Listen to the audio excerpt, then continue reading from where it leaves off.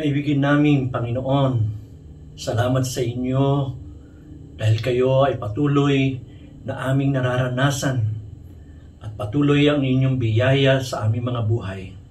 Hayaan ninyo, aming Diyos, na ang inyong mga anak ay malayang makapagbigay sa inyo ng papuri at pasalamat, na ang inyong mga salita'y patuloy na maihayag ng inyong lingkod. Nang sa ganon, Panginoon, ang aming buhay ay patuloy na mabigyan ng inspirasyon sa inyong salita. Patuloy na kayo ay maparangalan.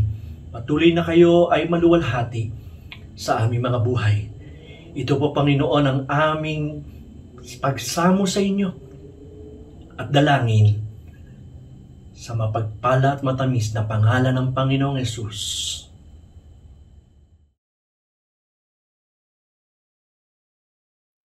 Jesus, we praise you and we lift you high in this place. We praise you for your love, your steadfast and unending, unconditional love that is with us, Father. We praise you and we glorify your name. We praise you and arise in this place, Father.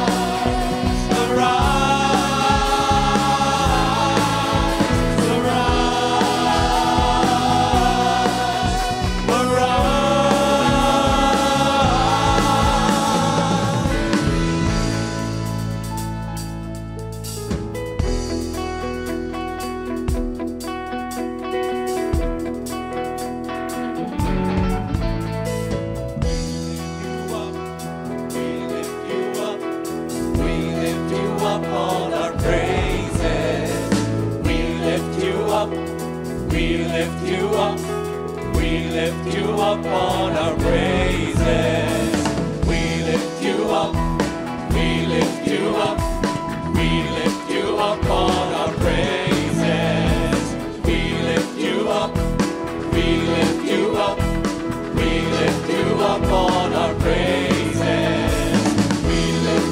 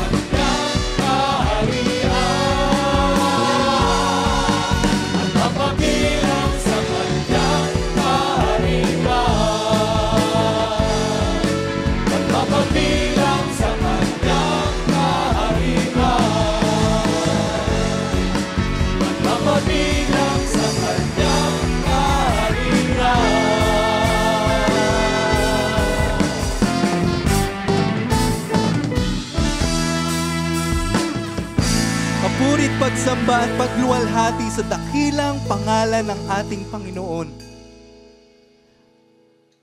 Aming Diyos, nais po naming lumapit, magpasalamat, at mag-alay ng aming mga papurit pagsamba sa inyo. Ang tanging nais ng aming mga puso ay mapalapit sa inyo, aming Diyos. Nawa patuloy niyo kaming sakupin ng inyong banal na pagmamahal. Pagmamahal na walang katulad.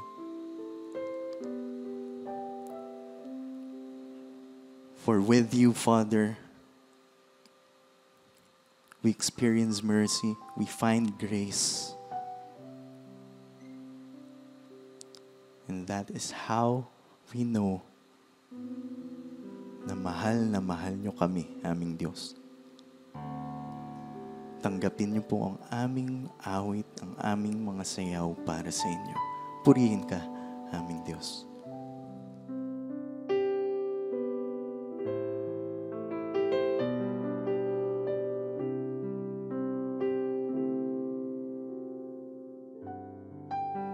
Tungkol ng aking puso sa inyo, Panginoon,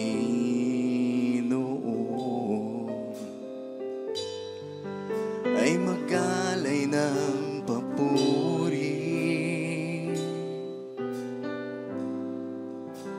at pagsamba.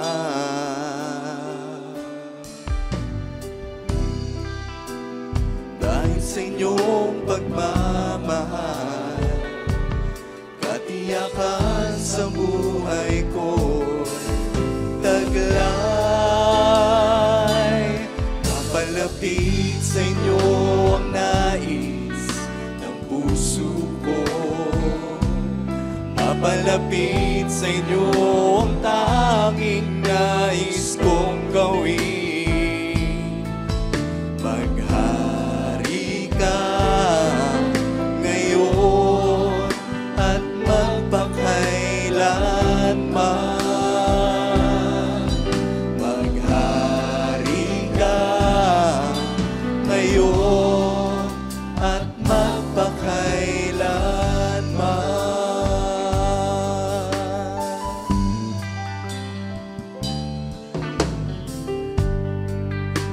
Tugon ng aking puso sa inyo, Panginoon,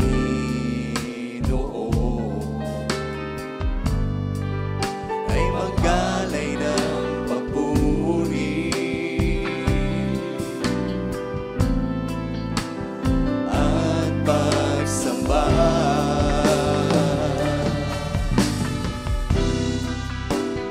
Dahil sa inyong pagmamahal, katiyakan sa buhay ko, taglay. Mapalapit sa inyo ang nais ng puso ko. Mapalapit sa inyo ang tanging nais kong gawin. Maghari ka ngayon at magpakailanman.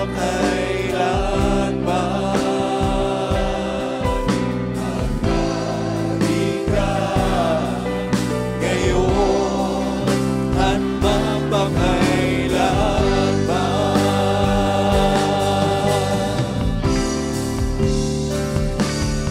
Mapalapit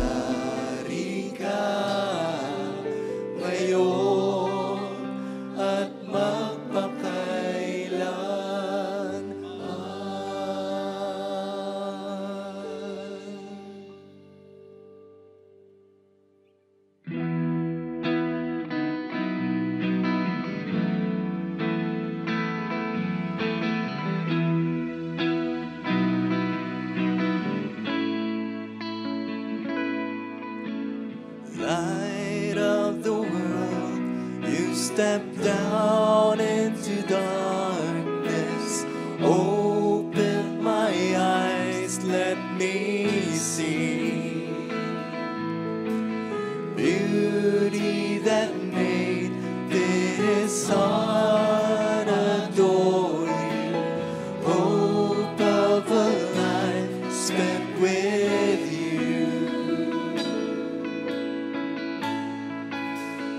Here I am to worship. Here I am to bow down. Here I am to say that you're my God.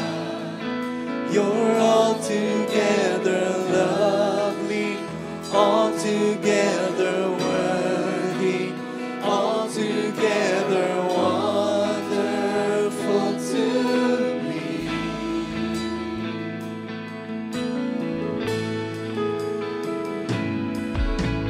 King of all things, oh so highly exalted, Lord is in heaven above.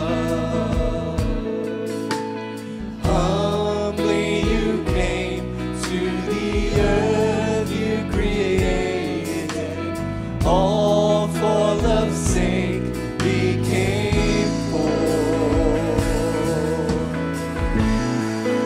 So here I am to worship, here I am to bow down, here I am to say that you're my God.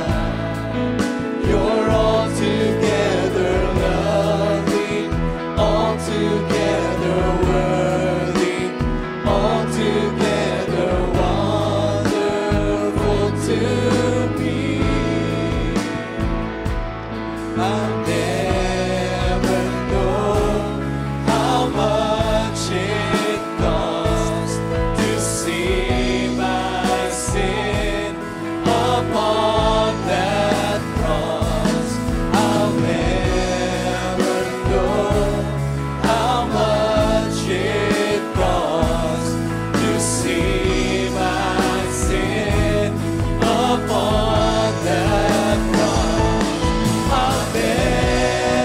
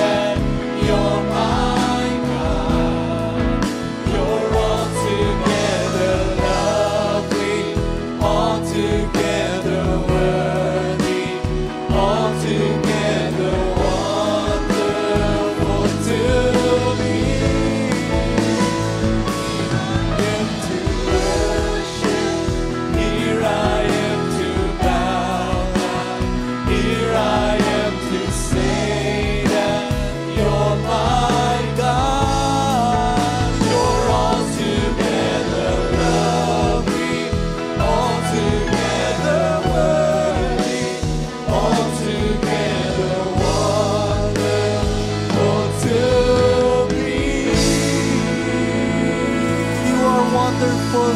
And we praise you, Father, for your love and grace is within us, aming Diyos, aming Panginoon, sa aming patuloy na paglapit sa inyo at pakikinig sa inyong salita. Sakupin niyo po ang aming mga puso't isipan ng inyong pagmamahal. Aming Diyos, tanging nais namin ang mapalapit sa inyo, kaya sa umagang ito, kayo, Panginoon, ang manguna, ang tanging makita ng bawat isa na makikinig sa inyo. Aming Diyos, patuloy kayong maluwalhati sa pangalan ni Jesus.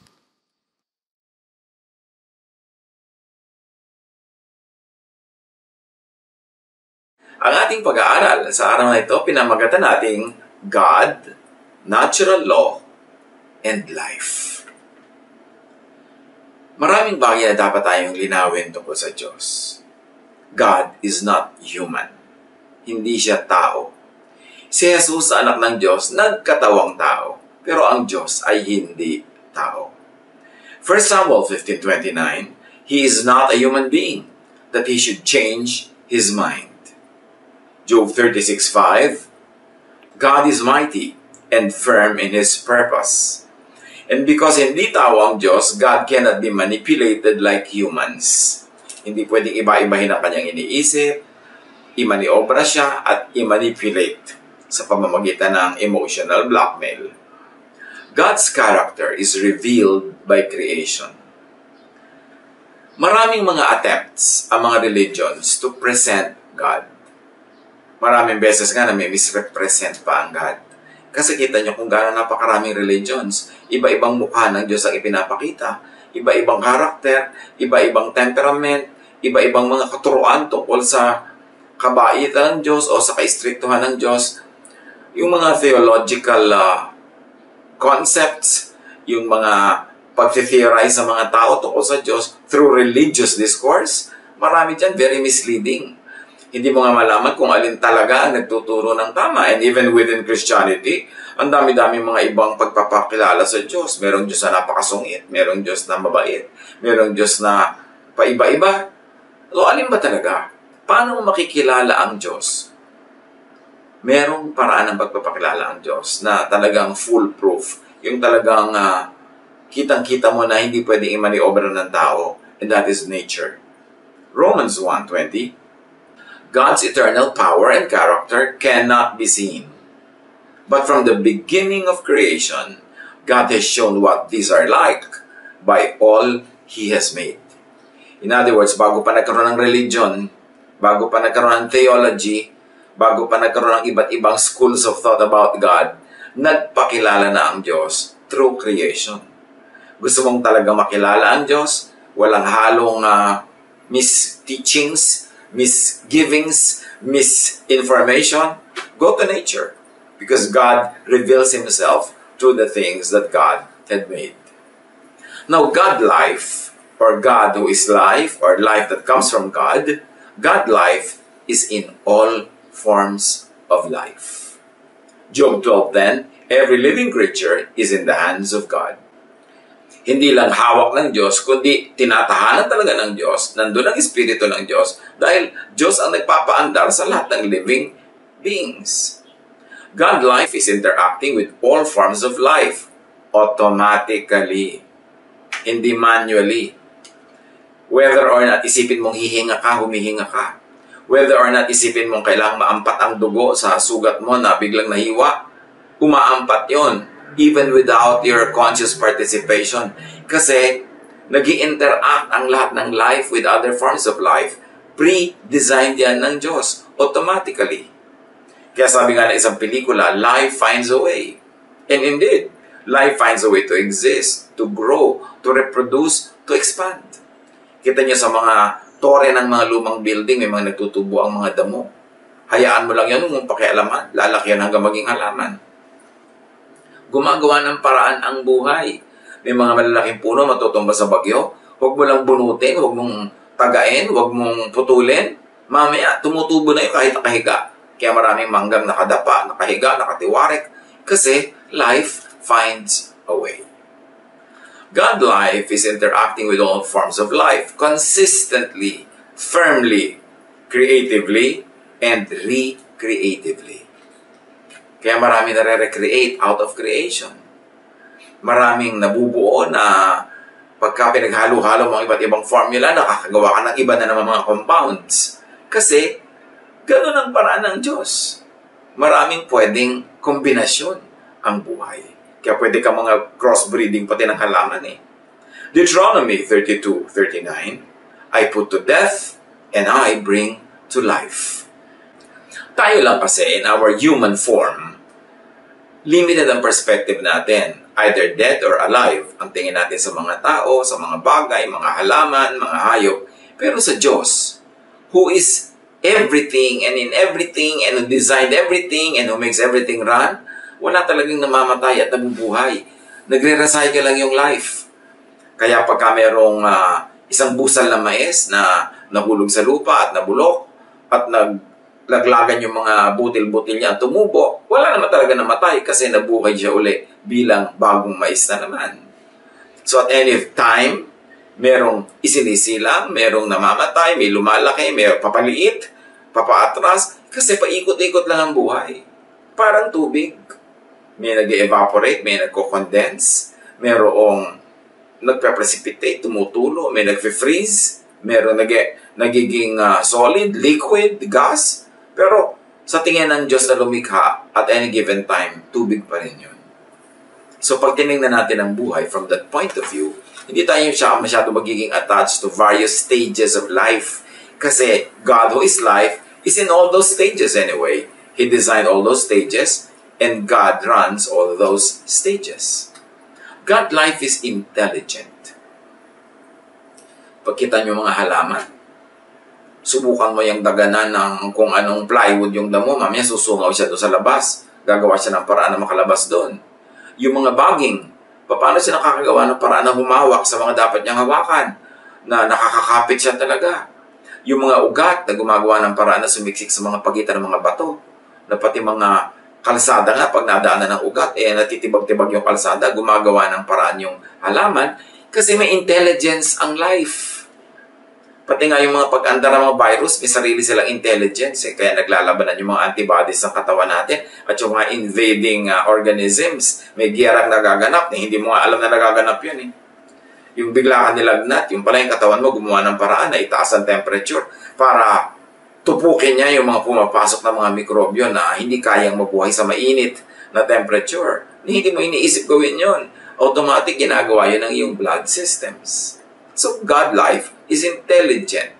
May sarili siyang karunungan. Wisdom has been with God even before creation. Sabi sa Proverbs 8:22-31, from the beginning, I was with the Lord. Ito yung wisdom na nagsasalita. I was there before He began to create the earth. At the very first, the Lord gave life to me. So, kasabay ng Diyos, wisdom. In other words, God is wise at lahat ng kinreate niya, created in wisdom, with wisdom, for wisdom, kasi nga yung wisdom nandun na bago pa nagkaroon ng creation. Wisdom attended creation. So the only way to deal with creation, with nature, is to be wise and to respect the wisdom of every living thing. God's wisdom is in all created things. Nasa chemicals, nasa kuryente, nasa laws of physics, nasa biology, nasa botany, nasa agronomy, nasa agriculture, nandiyan na lahat. Kasi Diyos ang lumikha and God is wise. Proverbs 3:19-20, by His wisdom and knowledge, the Lord created heaven and earth. Hindi random, may design. Psalm 104:19-20, you created the moon to tell us the seasons. The sun knows when to set, and you made the darkness so the animals in the forest could come out at night. It's a poetic way of talking about rules of biology. Pero pati yung mga dilim ng gabi, haba ng dilim ng gabi, haba ng liwanag ng araw, may kinalaman sa all living things, even sa animals and plants. Kaya yung mga plants na inaartehan ng mga tao ang design, nilalagyan ng mga ilaw sa ilalim, nililito natin yung halaman. Kasi sanay yung halaman na ang light nandun sa ibabaw, sa taas niya para nakalatag doon yung mga dahon niya for photosynthesis. Tapos iilawan mo sa ilalim, hindi na-stress yung halaman dahil Bakit may liwanag sa ilalim? Anong gagawin niya? Pagkagabi, tataob yung dahon para humarap sa liwanag. At sa umaga, titihaya uli siya para humarap naman sa araw. Kaya yung mga ganyan mga design ng tao, hindi nire-respect yung wisdom ng plants. Yung wisdom ng Diyos sa pag-create ng plants. Kaya dapat mas nagbe-blend yung mga ginagawa natin sa natural law, sa law of God, na may wisdom, run by and in wisdom. Now, intelligence is seen and shown in creation's design, function, and laws of nature, like laws of physics, laws of chemistry, laws of electricity. Lahat yan may wisdom. Kaya yung mga engineer, alam nila kung paano magde-design ng mga tulay na makakapagbuhat ng ganito kalaking load. Kasi may design na yun eh. Kaya mga aeroplano napapalipad at this speed, with that kind of wind, with that kind of velocity, at ganitong kabigat na dalang mga cargo na titimbang nila kung kayang buhatin niya ng aeroplano or not. Kasi lahat ng mga computations, lahat ng formula, nandiyan na sa nature, embedded na. Yung marurunong lang na tao, nadidiscover nila yung nandun na dati, pero hindi tao ang naglalagay nun. Kaya lahat ng mga inventions are based on understanding the laws of nature. Genesis 2:2-3. God finished the work He was doing, so on the seventh day He rested from His work. God blessed the seventh day and made it a holy day. He made it special because on that day He rested from all the work He did while creating the world. Anong ibig sabihin ito sa buhay natin ngayon, mga kapatid? Tapos na ang paggawa ng Creator. Huwag kang magdasal dyan na igawa ka niya ng something. Kasi tapos na ang paggawa ng Diyos. Mag-aral ka, alamin mo ang laws of nature, alamin mo kung paano ka makakagawa ng something, paano ka makakagawa ng C by adding A to B. Kasi nandun na lahat yung formula. Pero tapos na ang paggawa. Creation is self-recreating and recycling. Minsan lang ginawa ang tubig, nagre-recycle na siya forever. Creation is self-reproducing. Minsan lang kinreate ang isang uri ng hayop at sila na ang bahala kung paano sila magpaparami. Kaya nga ang utos, magparami kayo. Creation is self-sustaining and governing. Kaya dapat hayaan natin yung forest na mag-govern sa sarili niya, makarecover siya pag may dumaang bagyo, pag nagkaroon ng forest fire. Huwag natin pakialaman, huwag natin kalbuhin, ubusin lahat ng mga resources kasi nakikialam tayo sa self-governance ng nature. Isaiah 55:10, "The rain and the snow come down from heaven, and do not return to it without watering the earth, and making it bud and flourish, so that it yields seed for the sower, and bread for the eater." Pati tubig, lahat ng stages ng water cycle, merong na-accomplish na purpose. Napapalamig ang atmosphere, napapaulan, nadidiligan ng mga halaman, nababasa uli ang lupa, na-nourish lahat ng life. Lahat, tuwing umiikot ang hangin, may na-accomplish siya, na re-recycle niya yung mga dumi, napapaalis niya yung mga impurities. May nangyayari. Kaya dapat sa buhay, hindi tayo talaga masyado mag-intervene with nature. Manatili tayo sa ating mga settlements, sa ating mga bahay, sa ating mga cities and towns, at hayaan natin yung mga bundok na maging bundok. Iwan natin yung mga dagat na maging dagat, hindi kaila-ilaliman ng dagat, pinapakialaman na rin natin, kaya tuloy yung life na di-disturb. Ecclesiastes 1:4-7. Generations come and generations go, but the earth remains forever. Talaga yung earth, matitira yan. Kaya yung mga sinasabi na, kung matutupok ang planeta, end of the world, misreading yan of Matthew 24 and the book of Mark. Kailangan, balikan natin ang pagbasa niyan because the earth remains forever. All streams flow into the sea, yet the sea is never full. To the place the streams come from, there they return again. You see, their outstanding understanding of water cycle. Noon pa yung unang panahon sinulat. Ecclesiastes 3:11, God makes everything happen at the right time. And God's creative work is done.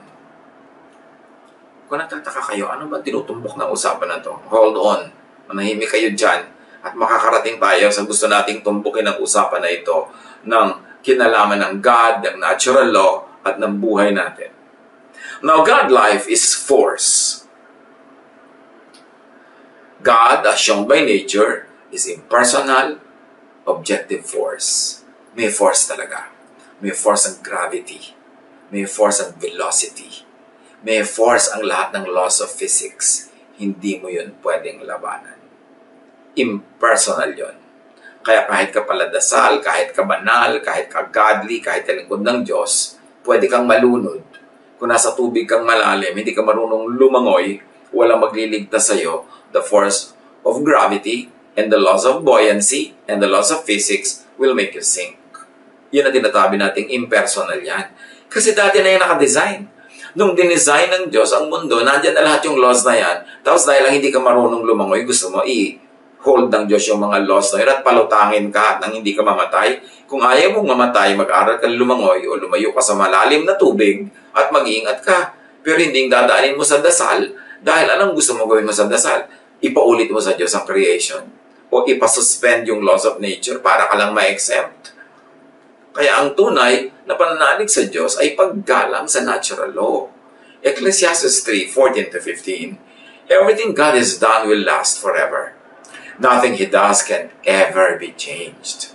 Everything that happens has happened before, and all that will be has already been. God does everything over and over again.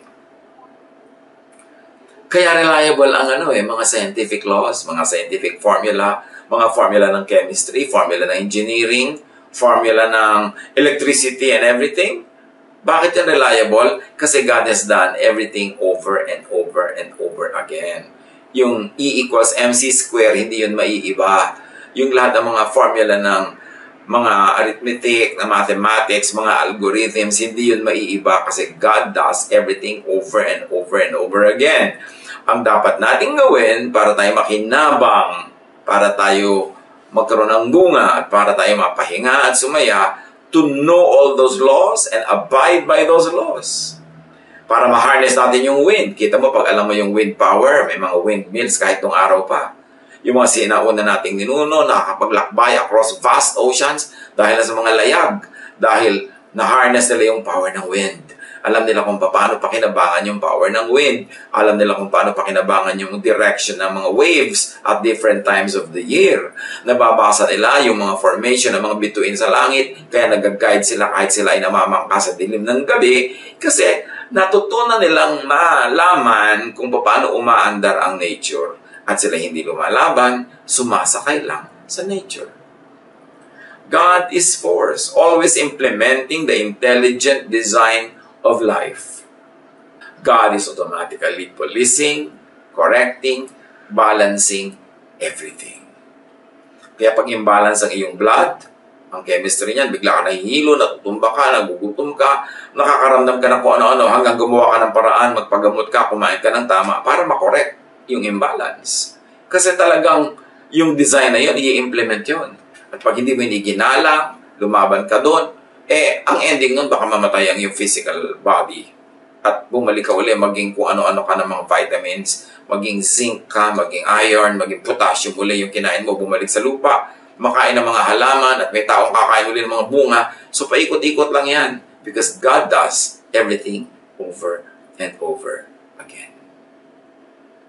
Ecclesiastes 3:1-8. Everything on earth has its own time and its own season. There is a time for birth and death. Kung tayo mga talagang nananiwala sa Diyos, umasandal at umaasa sa Diyos, yes, normal lang naman na malungkot tayo pag kami namamatay, pero alam naman natin dapat na mamamatay ang lahat kasi isinilang ang lahat. May oras na mamatay, may isinilang na may oras na para ikaw ay bumalik na sa iyong pinanggalingan. Ang mahalaga lang, habang narito ka sa form na ito, sa body na ito, magawa mo yung pinaka-dapat mong gawin, yung mga gusto mong gawin, yung mabuti mong gawin, mamunga ka, mag-enjoy ka sa buhay, makapaglingkod ka sa kapwa, matuwa ang Diyos sa'yo, and then pag tinawag ka ng Diyos, graduation na, march, and meet your Maker. Kasali yun sa buhay. God is automatically, objectively rewarding and punishing creatures that violate the intelligent design of life. Halimbawa, may intelligent design na dapat kang kumain ng tama, mag-exercise, dapat kang mag-relax. Pagka may oras kang mag-relax, hindi mo ini-stress ang iyong sarili, anong reward mo? Nagiging healthy ka, humahaba ang iyong buhay. Pero, inuubos mo ang iyong kalusugan sa bisyo, nagpupuyat ka, hindi ka kumakain ng tama, hindi ka nagre-relax, hindi ka nagre-rest, lagi kang galit, o tumataas ang blood pressure mo, na heart attack ka, na-stroke ka dyan, kung ano nangyayari sa'yo. Because God rewards those who respect the laws of nature, and God punishes those who don't. Now, God does not have to make a particular case for you. Hindi kailangan mo ba ng Diyos mula sa langit para lang i-reward ka o i-punish ka. Lahat yan pre-programmed na. Nando na. Bahala ka na lang kung anong gagawin mo. At yun ang magiging bunga nun sa iyong buhay. Of course, that's an oversimplification because we're also affected by what other people around us do. But just the same, pwede tayong umiwas, pwede tayong mag-ingat, o pwede tayong maging careless. Pero pag naging careless tayo, God doesn't have to decide na tayo ibigyan ng parusa. Aandar yung natural law. Halimbawa, lagi mong pinupuno ng sigarilyo at nicotine yung iyong lungs. Kulang ka sa exercise, kulang ka sa proper food, kulang ka pa sa rest, magkakasakit ka. Hindi kailangan assignan ng Diyos na, bibigyan kita ng sakit. No, nakatakda na yon. Mangyayari yon. If P, then Q. If you did A, susunod yung B. So kung ayaw mo ng B, huwag ka mag-A. Alamin mo how nature works. Because that's how God works. Because God is the author of natural law. Now, God is energy. God is energy, the energy that empowers, enables creation to exist and to stay as it is. In Colossians 1:15-17, mentions Jesus, the Son of God, in that breath. The Son is the image of the invisible God, the firstborn of all creation. Para yung wisdom, bago pa creation, nandun na siya. For in Him, all things were created. Things in heaven and on earth, visible and invisible, whether thrones or powers or rulers or authorities, all things have been created through Him and for Him. He is before all things, and in Him all things hold together. If you like to think atomically, if you like to think cellularly, if you like to think in a way of chemistry, of electricity, of the laws of nature, sabi, si Jesus daw, in Him, all things hold together. At kung mahilig kayo sa sciences, you know that there is something that holds everything together. Masyadong jive, masyadong parallel yung sinasabi. Although magkaiba ng paraan ng pagsasabi, ang religion at ang science, but they're talking about the same thing. Energy is impersonal and objective and rewards and punishes only by the book, only by the intelligent design and function of life. So hindi ka pwede maging paborito ng Diyos o galit sa'yo ang Diyos kaya nangyayari yan. Meron kang ginagawa na lumalabag sa natural law kaya ka nagkakaganyan, wala ka sa tamang lugar, kaya natutuyo ang iyong ugat. So dapat kilalanin ang Diyos through pagkilala sa nature. Now, many people are frustrated with religion. Sabi lang, hindi naman totoo yung mga promises. Ba't dasal ako ng dasal? Walang nangyayari. Bakit pinagdasal ko mabuhay yung nanay ko tapos namatay? Bakit pinagdadasal ko na yumaman ako? Hindi naman nangyayari. Well, religion frustrates when it humanizes and over-anthropomorphizes God. Yung pinagmumukhang tao talaga ang Diyos. Religion frustrates when it imbues God with subjective feelings and emotions, and teaches that God could be manipulated by and through prayer, through offering and sacrifice. Now, that's a mouthful. Let me say it another way. Maraming religious teachings, pag inasahan mo, mabibigo ka. Kasi maraming religious teachings, ang itinuturo ang Diyos ay tao na pwedeng umutan, pwedeng hingan, pwedeng i-manipulate, pwedeng magbebi-babyhan ka sa harap ng Diyos at magnene-nenean ka para ibigay sa yung gusto mo. Maraming nabibigo doon. Kasi, ang ginawa nga ng Diyos, automatic na ang creation. So, huwag ka nang dumiretso sa Kanya, makibagay ka sa creation, makibagay ka sa natural law, para ka makinabang at para hindi ka maparusahan o hindi ka masaktan. Job 9:16-19. Yet even then, if He lets me speak, I can't believe He would listen to me. Sabi ni Job. Pointless. I will listen to God, but I will not make Him listen to me because He already given me everything I should hear. And that is given through natural law. So, Yun na lang ang sundin ko. Huwag na ako makipagtalo sa Diyos, sumunod na lang ako. Because I cannot make God listen to me, but I should listen to God. Sabi ni Job. Should I try force? Sabi niya. Try force on God? Should I take Him to court? Could anyone make Him go? Pwede ko ba idemanda ang Diyos? Pwede ba ako makatwiran? Pwede ko ba siyang usigin? No. So ang gagawin ko, susunod na lang ako para may magandang mangyari.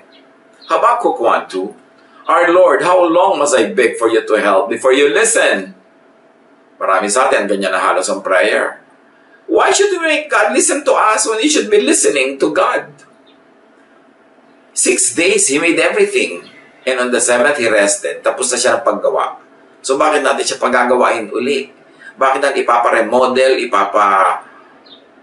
restyle ang mundo para lang mag-fit sa kailangan natin at gusto natin? Dapat tayo ang makinig. Ginawa na niya yan. Mag-adjust tayo. Sumunod tayo. Nandun ang reward. Psalm 40 verse 6. Sacrifices and offerings are not what please you. Gifts and payment for sin are not what you demand. 1 Samuel 15:22. But Samuel answered, which pleases the Lord more, burnt offerings and sacrifices, or obeying His commands? It is better to obey the Lord than to offer sacrifices to Him. It is better to listen to Him than to offer fat from rams. So, itong Psalm 40 verse 6 at 1 Samuel 15, isa lang ang sinasabi. Gusto mo matuwa sa'yo ang Diyos, huwag mong daanin sa auungot. Huwag mong dadaanin sa mga offering. Huwag mong daanin sa mga suhol-suhol at pagdadasal-dasal dyan. Ang gawin mo, sumunod ka sa Kanya. Obedience is better than sacrifices or offerings. And obedience to God is not only obedience to religious laws. Kasi maraming religious laws, invento lang yan ng mga priests, invento ng mga religious leaders, invento ng mga congregations. So, paano ka nakakatiyak na pag sumunod ka dyan, mapipilis nga ang Diyos? But when you obey the laws of nature, dahil tiyakan na Diyos ang may gawa nun, tiyak mo na malalagay ka sa tama. And that obedience is what I like to see here. Obedience to the laws of nature. So gusto mo maging malusog ka, sundin mo yung laws of nature. Huwag mong daanin sa dasal. Kasi kung pinapabayaan mo ang katawan mo, hindi ka nag-iingat, tapos dadaanin mo sa dasal, mabibigo ka. Kasi anong gagawin mo? Ipapa-accept mo ang sarili mo from the product of not obeying natural law, of not obeying the law of God written in nature. Kaya yung iba na frustrate sa religion, nagiging atheist patuloy. Kasi sa mga mali-maling pangako ng religion about God. Pinagkokontra-kontra nila yung religious teaching at yung science. Samantalang yung religious teaching nga, maraming tao, invento lang yan eh. Pero yung laws of nature, laws of science, din may invento ng tao, nandun yan. Ang tao na di-discover lang niya how it works, na i-apply lang niya, kaya nagkakaroon ng applied sciences. Napapakinabangan niya, nakaka-invento siya ng mga bagay out of what he understands or she understands about natural law. Yan kuminsan ang lagi ko na lamang na kuminsan ay dinaramdam. Yung amang na tao na bibigo, nagtatampo sa Diyos, lumalayo sa Diyos, kasi naman mali ang pangako sa kanila ng religion. O magdasal ka ng 15 Huwebes at susundin ka ng Diyos. Sino may sabing ganun yun? Kahit dasal ka ng dasal, kung yung buhay mo naman hindi sumusunod sa natural law, yung blessing na gusto mo hindi pa rin darating. Yung ang tamad-tamad mo, sinabi na that what you plant, you harvest, tapos wala ka pinaplant, tapos dasal ka ng dasal na mag-harvest ka, mangingisay ka kada dasal pero wala ka ma-harvest. Then magagalit ka sa Diyos, magtatampo ka, kasi nga wrong yung teaching ng religion. Isaiah 45:9. Woe to those who quarrel with their maker, those who are nothing but potsherds among the potsherds on the ground. Does the clay say to the potter, what are you making? Does your work say, the potter has no hands? So bakit ka naman makikipagtalo? Yun ang creator. So, sumunod ka na lang. Mag-adjust ka at doon ka sasaya. Pagka sinusunod mo ang kagustuhan ng maker, hindi dadaanin mo sa reklamo, dadaanin mo sa dasal. Religion frustrates when it teaches that God could be asked to do humans' biddings. Deuteronomy 10:17, for the Lord your God is God of gods and Lord of lords, the great God, mighty and awesome, who shows no partiality and accepts no bribes. Tapos, yung ate mo sasali sa beauty contest, dadaanin mo sa kadadasal ka o offering para manalo siya. Pati ang Diyos, gagawin mong judge sa beauty contest. Yung may dalawang basketball team, maglalabanan, pareho nagpe-pray yung mga supporters nila na manalo yung team nila. Sa palagay nyo talaga, madadaan ang Diyos sa dasal na may kakampihan siya isang team dahil sobrang ipinagdasal ng kabilang team? Isinasali natin ang Diyos sa ating mga human squabbles, human contests, human endeavors. Masyado nating pinapababa yung kanyang kalagayan. Sa palagay nyo talaga, pag may dalawang nagbo-boxing, may pipiliin doon ng Diyos na manalo. Siyempre nanalo yung nanalo kasi nakakondisyon ang katawan niya, kasi tama ang timing niya, kasi tama yung stroke niya, naka-earn siya ng mga points, at kinasihan siya ng mga judges. All of these things nagkakalakip-lakip.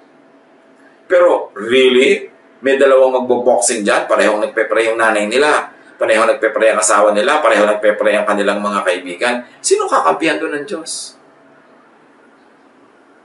Religion frustrates when it teaches that God could be recruited to side with certain persons or groups. Kahit mga political groups, pare-pareho naglalabanan, kami ang kakampi ng Diyos, evil yung kabila. Really? Sasali ang Diyos sa mga political circus ng sangkatauhan?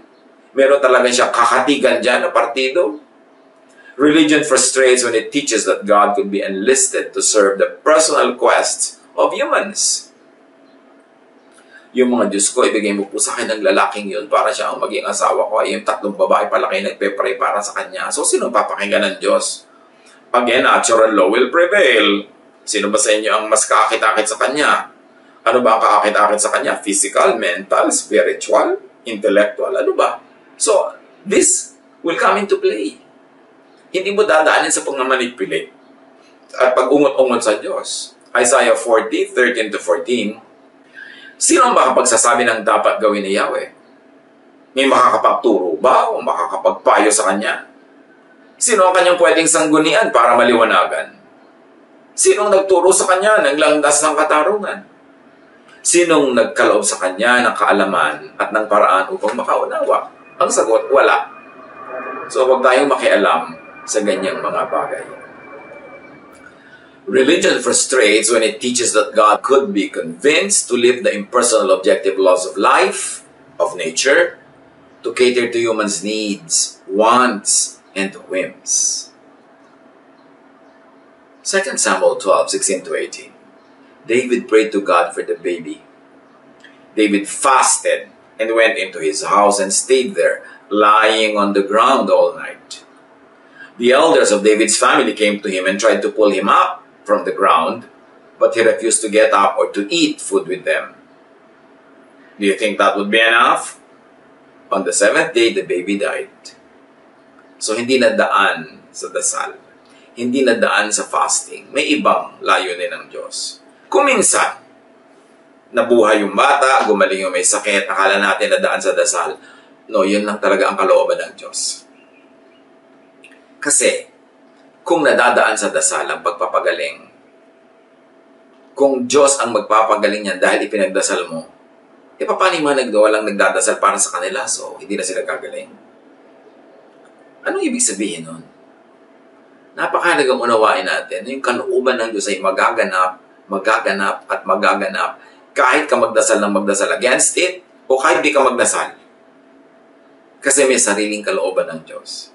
Pero para malagay ka in the center of that will, mag-flow ka sa will ng God, sundin mo yung mga alam mong utos niya through natural law. And then, ang laki-laki ng chances na yung gusto mo mangyayari, pero hindi pa rin yung guarantee. Kasi sabi nga ng Ecclesiastes, time and chance happens to all. Minsan, walang dahilan na naiintindihan ng tao, Diyos lang nakakaintindi, pero sabi nga ng iba, ang tawag doon, and even the Bible calls it, may mga dinarat na ng malas. At kung nangyari yun, huwag mong personalin. Get on with life. Kasi ganun talaga ang buhay. The battle is not always of the strong. The race is not always of the swift and fast. Food does not come to the table of the wise all the time. Time and chance happens to all. But that is the exception. Generally speaking, if P, then Q. If you did this, ito yung result. Kung ito yung formula na ginawa mo, ito yung magiging result. Prayer works only when asked according to God's will. So don't pray against God's will. 1 John 5:14-15. We are certain that God will hear our prayers when we ask for what pleases Him. And if we know that God listens when we pray, we are sure that our prayers have already been answered. So pray in accordance with God's will. And nature shows us clearly God's will. Sometimes religious doctrine also shows us. Sometimes religious papers show us. Pero ang pagpapakilala ng nature sa Diyos, unassailable, laging tama. Prayer works only when asked according to God's will. Psalm 103:17-18. But from everlasting to everlasting, the Lord's love is with those who fear Him, and His righteousness with their children's children, with those who keep His covenant and remember to obey His precepts. And remember, covenant doesn't always mean religious covenant. Because yung covenant ng God with humans and with all life is written in the laws of nature. If you did this, this will happen to you. So obey this, ito magiging bunga. At sunduin natin yung precepts. And precepts of God is not always religious doctrine. These are all natural laws also. Prayer works only when asked according to God's will, which is natural law. God's will is natural law. Or life's objective, intelligent design, force, and energy. Yan ang pagpapakilala ng Diyos all throughout time. Psalm 104:5. You build foundations for the earth, and it will never be shaken. Hindi natin maiiba yung nilikha ng Diyos. Psalm 92:12-15. The righteous will flourish like a palm tree, proclaiming, the Lord is upright. He is my rock, and there is no wickedness in Him. And here, righteous means submissive to God's creative natural law. Therefore, blessed. Yung righteousness doesn't always have to be defined in religious terms. Because when you are submissive to God's creative and natural law, you are submissive to God. Therefore, you are right and you are righteous. Ang laki kasi ng nagiging disadvantage pag pinaghihiwala yung religious at scientific principles. Para magkalaban, no. Yung mga conservative religious people na ayaw nilang mag-change sa kanilang mind, ayaw nilang mag-adapt ng kanilang mga doctrines, ayaw nilang mag-adjust sa mga scientific discoveries and realities, yan ang galit sa science.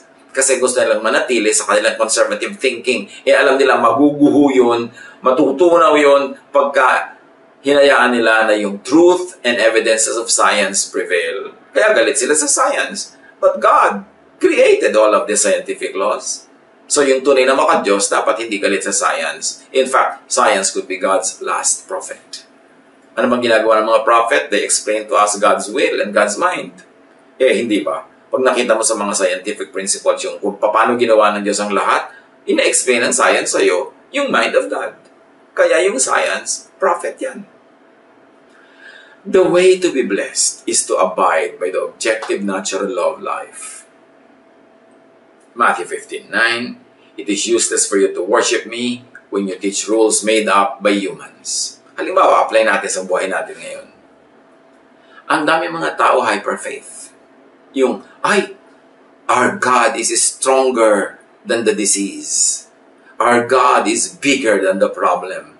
Kasi yung mga tao, akala nila dahil naniniwala sila sa Diyos, therefore, pwede na nilang itapon yung scientific laws. Dahil yung faith nila ay gusto nila yun ang manaig at hindi yung reason, hindi yung science, hindi yung intelligence, hindi yung wisdom. Nagkakasakit sila. Tapos magtataka sila, bakit kami nagkasakit? Pinabayaan kami ng Diyos. Magagalit ngayon, magtatampo sa Diyos. Kung gusto mo talagang huwag magkasakit, sundin mo yung scientific law kasi God ang gumawa ng law na yun.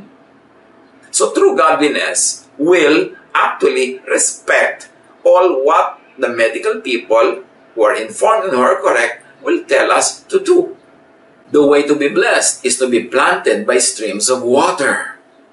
Psalm 1:2-3, but whose delight is in the law of the Lord, and who meditates on His law day and night, that person is like a tree planted by streams of water.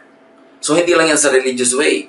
You want to bear fruit, you want to have fresh leaves all throughout the year, you want you should be planted by streams of water. Which means, well, gusto mo malusog ka, gusto mo hindi ka nagkakasakit, kumain ka ng tama. Vitamins ka naturally or by pills. Or mag-relax ka, magpahinga ka para mataas ang immune system mo against invaders. In other words, yun ang ibig sabihin ng being planted by streams of water. You position yourself correctly. Alam nga naman na pipilitin mong bunutin yung sarili mo kung puno ka, titira ka sa gitna ng tuyong-tuyong disyerto, tapos araw-araw pray ka ng pray na buhayin ka ng Diyos, painumin ka ng Diyos, diligin ka ng Diyos, doon ka pumunta sa streams of water. Mas madaling gawin yun. So gusto mong maprotect sa mga sakit, daanin mo sa pagsunod sa scientific laws. At magdasal ka rin according to those laws. Pero yung kukontrahin mo yung natural law with prayer, tapos magkakasakit ka, nagtatambo ka sa Diyos, mali kasi. Importante yan because the one planted by streams of water yields its fruit in the season. His leaf does not wither, and whatever they do prospers. Life thrives when it follows natural law. Hindi kalaban ng natural and scientific law ang Diyos. So huwag natin paglabanin. Huwag tayong lumaban sa natural law tapos dadaanin natin sa dasal, sa fasting, sa bribing, sa bribery. It will not work. We should not ask God to exempt us from the natural consequences of what we do, whether we obey natural law or we disregard it. Importante, sabi sa James 4:8, come near to God and He will come near to you. You can do that in a spiritual way. You can do that in a practical, scientific way. Pag pinapalusog mo ang iyong sarili, papalusugin ka ng Diyos. Generally. Minsan talaga mayroong time and chance. Pero pagka kumakain ka ng tama, natutulog ka ng tama, nagpapahinga ka, generally, expectedly, magiging malusog ka. You want to please God? You want to receive God's blessings? You want to have a blessed life? Obey natural law. That is God's purest law. God bless all of us.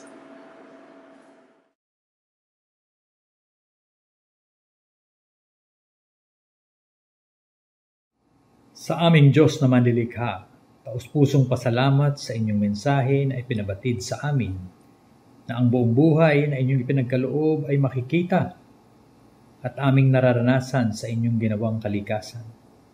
Salamat pagkat you are God and author of natural law. Dalangin namin na maiakma nawa namin ang buhay na inyong ipinagkaloob nang naaayon sa inyong kalooban. Salamat muli sa inyong walang sawang pagpapala sa inyong mga likha. Mga kapatid, sa ilang saglit ng katahimikan, patuloy tayong magpuri at magpasalamat sa ating Diyos ng pag-ibig.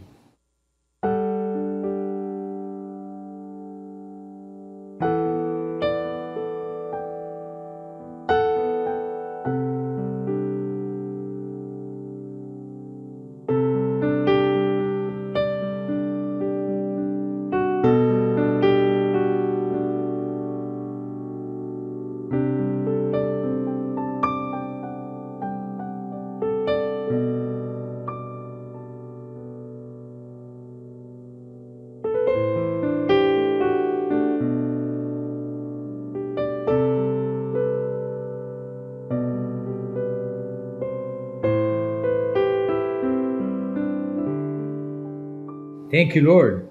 At narito ang aming mahandog, aming ibinabalik at iniaalay sa ngalan ni Kristo Jesus.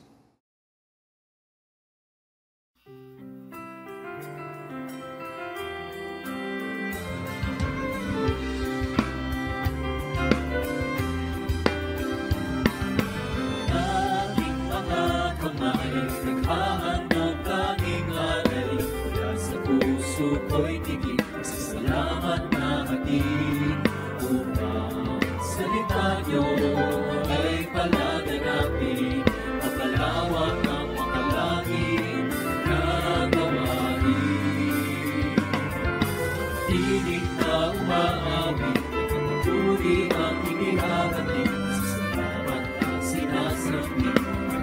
ay walang pagiging.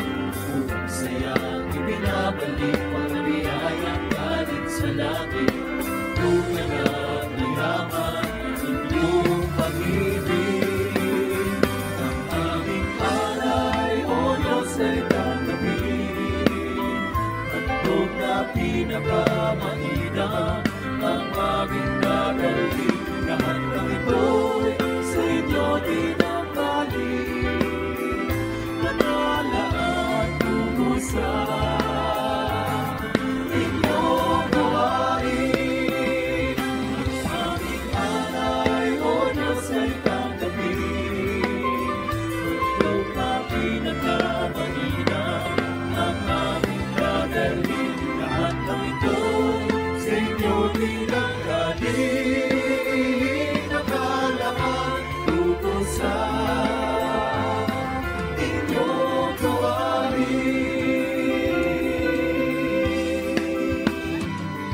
Lumapit sa Diyos na ay likha sa aming mundo.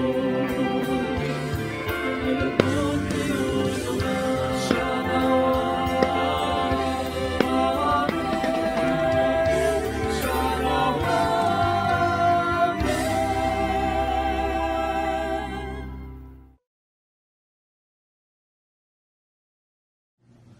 Narito po kami muli, nagbibigay ng pasasalamat sapagkat muli kami ay iyong pong pinag-isa at sama-samang ikaw ay amin pong sambahin.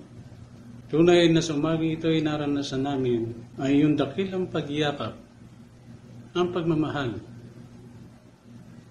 Kaya mga kapatid, tanggapin natin ang pagpapala ng ating Diyos Amang nasa langit, ang pag-ibig at pagliligtas ng ating Panginoong Hesus, ang kaaliwan, kapuspusan, patnubay ng Santo Espiritu na siyang nating maranasan mula sa araw nito hanggang sa panahon pang ating tatahakin.